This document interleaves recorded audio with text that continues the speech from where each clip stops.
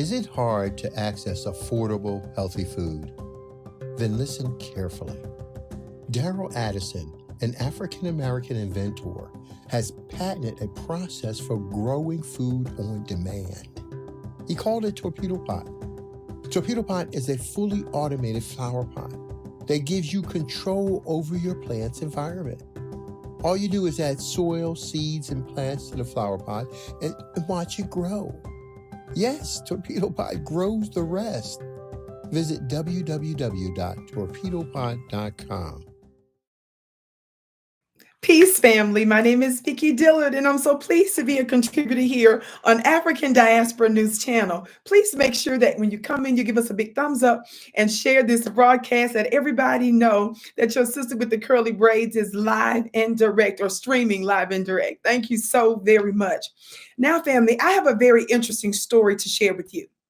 And it's interesting for a couple of reasons. Number one, this article is indicative of just how much trouble the Democrats and Joe Biden and Kamala and them are, how much trouble they're in. And secondly, this article points to just how powerful and strong we, the Black grassroots, hashtag BGR, hashtag B1 for Black First. It's showing just how powerful we are here with the new Black media. Now, why is that?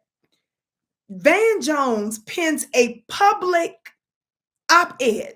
African-American voters in particular, there's a special heartbreak because, first of all, the pain is more intense. The rising gas prices, food prices, it's really walloped the Black community in a particular way. But the hopes were so much higher. And so you have a community that came out in huge numbers in 2018, huge numbers in 2020, expecting things to get a lot better. And instead, economically at least, it didn't come true. It got worse. And so you're going through a summer now of real heartbreak with Black voters. The polls show that. And I think Biden's got to take it very seriously. How?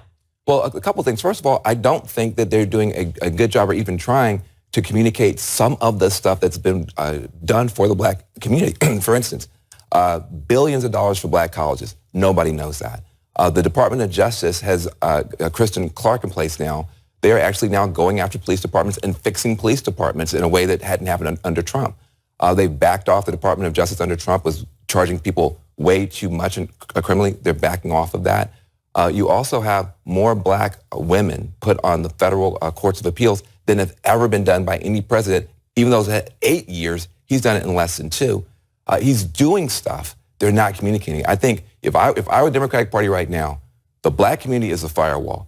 They need to be spending a lot of money on Black radio, a lot of money in Black media to just point out the fact that Joe Biden is there for the Black community and is doing stuff. Right now, that particular pain is not being addressed aggressively enough.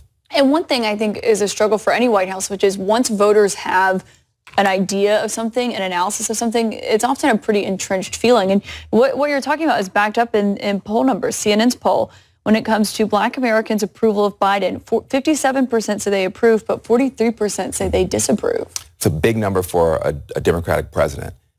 And there is a way to overcome it. I think the other thing that people don't always track is that the African-American community pays very close attention to politics. We're probably the most politically engaged group in the country. So when you see stuff happen for other groups, whether it's the Ukrainians getting billions of dollars or the Asian Americans getting a hate crimes bill done very quickly, you say, well, where's our voting rights bill? Where's our police reform bill? Where are the bills that help us? And there's lots of good reasons. People understand that paper-thin majority, but then you're left with that sense of heartbreak. You also say that the White House should capitalize on Republican and Supreme Court overreach. What do you mean? Well, what I'm saying is on that point is very simple. The Republicans are likely to get the House at least, if not the House and the Senate. I mean, they've only got to get 4 or 5 votes to pick up the House. Once that happens, you do have a pent-up momentum in the Republican Party that I think can be very scary for a lot of people. And so if you start seeing the Republican Party putting up bills that are against affirmative action, putting up bills that might hurt immigrants, putting up bills that might go back toward mass incarceration, that could shock Black voters into saying, well, hold on a second. We might be disappointed in this guy, but we're actually scared of those guys. And that then lets him begin to reset a narrative. Also, if you have divided government, some of the stuff that Biden might want to do is, he considers himself this big deal cutter, maybe in a divided government, he can get a few more things done. But what I would say, if I were in the White House right now, you can't lose this constituency. And I'm waiting to see what is the response to these poll numbers to the black community. You got to message better, more aggressively in black media, and you've got to put up some more victories for black voters before the midterms. And CNN, talking about this month's poll numbers, it starts off, he says, are finally reflecting the heavy sighs and shrugged shoulders that are evident in black church pews, nail salons, barbershops across Americans. He said African-American voters are going through a season of heartbreak, frustration, and disappointment with the Biden administration. He talks about what's going on with CNN's poll and saying how only 45% of quote unquote people of color, which you all know we don't even use that phrase when it comes to specific things for black folks. But anyway, among people of color, 45% now approve of Biden's overall performance. They said it's down 54% in the spring. And it's a 6-point dip among black adults and a 9-point among Hispanics. He goes on to talk about it's no wonder only 34%, think about this, only 34% of black voters in the CNN poll said they approved of Biden's handling of inflation. You all, what gets me in this article, Van talks about how terrible the numbers are. When you read the article, you'll see where he discusses the fact that inflation, gas prices, and food are all contributing to this, but how black folks are suffering. And he's sitting there saying, and this is what gets me. The next section of the article, he titles Real Progress for American Citizens. He says, fortunately, the administration supporters can point to tangible issues on which the new administration has delivered for the black community specifically. He said they have to do better to get the word, do a better job of getting the word out. Y'all, he's sitting up here talking about $5.8 billion cumulative investment in and support for historically black colleges and universities. He says he signed into law the Emmett Till Anti-Lynching Act. He said just this past May, Biden stopped waiting for the congressional action and signed an executive order to improve police accountability and criminal justice practice. Family, Van needs to go sit his funny looking self down. Those are all absolutely nothing burgers. But believe it or not, later in the article, Van acknowledges the fact that some are disappointed with the Democrats because they were quick to help the Ukrainians and get relief to Asian American community after, the global plague. That part he's listening to us. And he says later in the article that the administration hinted at reparations, but he acknowledges reparations at the end of the particular sentence that he's discussing. The problem with this article is that Van is sitting up here giving the Biden administration all the little tricks to make us believe that they actually did something for us when they didn't do anything at all. And the fact that Van can sit up there and start the article off by saying, well, they've done a lot of tangible things. Y'all know that word tangible is something that we use amongst new black grassroots society. So he uses that word and then point to everything that everybody else got. And then later, deep down in the article, mentions no reparations and what they've done for the Ukrainians and Asian Americans and so forth. We're controlling the narrative. We're controlling world events. And beloved, we are just getting started. We believe in voting for something substantive. We are the number one go-to, always can count on to support and show up for the Democrats. But should we reconsider that, saying that they did absolutely nothing for us, but they did something for everybody else?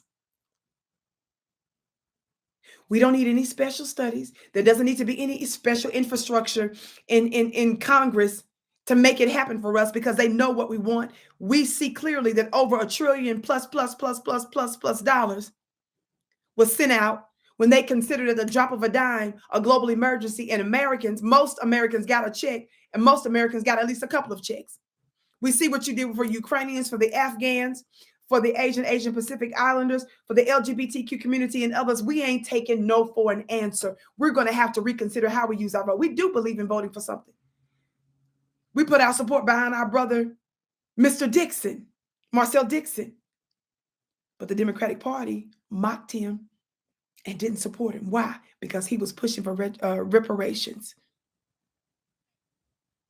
Family, we're going to have to hold the line and make sure that we get justice, that we get benefits, and that we hold these legislators accountable. You cannot say we don't believe in voting when we sat here and backed our brother and you all mocked him and made fun of him and didn't support him, all because he was demanding reparations for Black people in America.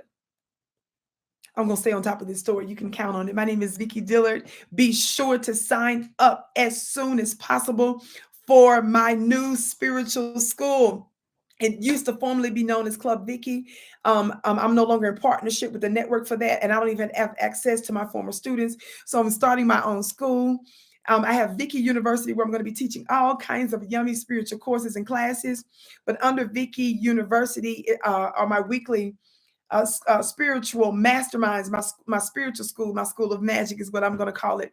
You're going to get at least 3 special masterminds for the month, only $44.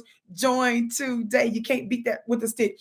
$44 for the entire month. Your life will never be the same. Go to my website. The link is below, VickiPlanet.com. That's VICKI planet.com. Follow the prompts and you will see how to register. Class begins in August. I can't wait to see you there. Hey family, on November 20th through December 1st, 2022, we will have the all-inclusive Kenya trip. Now, a lot of times people have said, hey, Phil, when's the next trip we'd like to go?